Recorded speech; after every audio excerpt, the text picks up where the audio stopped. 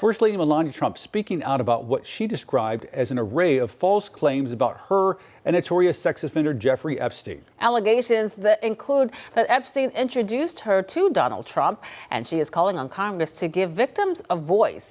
NBC's Alice Barr reports from Washington. First Lady Melania Trump in a rare public statement knocking down rumors about her ties to the late sex offender Jeffrey Epstein. The lies linking me with the disgraceful Jeffrey Epstein need to end today. The First Lady not saying why she's speaking out now. Behind the scenes, her legal team has worked for the past year to take on any publications they viewed as spreading false or defamatory information connecting her to Epstein. I am not Epstein's victim.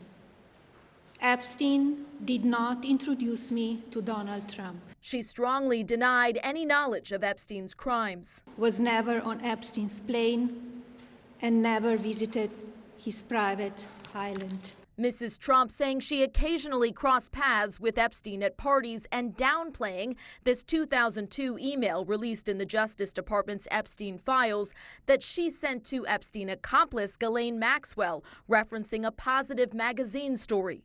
My email reply to Maxwell cannot be categorized as anything more than casual correspondence. The First Lady urging Congress to hold a public hearing for survivors and saying that Epstein did not act alone. That means that the entire investigation is legitimate. She needs to call on her husband to get the remainder of the files released. Republican Thomas Massie putting the onus back on the Justice Department to bring more transparency as the First Lady's comments put a simmering controversy back in the headlines. In a statement, a group of Epstein survivors said the First Lady's remarks, quote, shift the burden onto survivors under politicized conditions, and called to keep the focus on former Attorney General Pam Bondi testifying, though the Justice Department has said she will no longer sit for a deposition next week now that she is no longer Attorney General.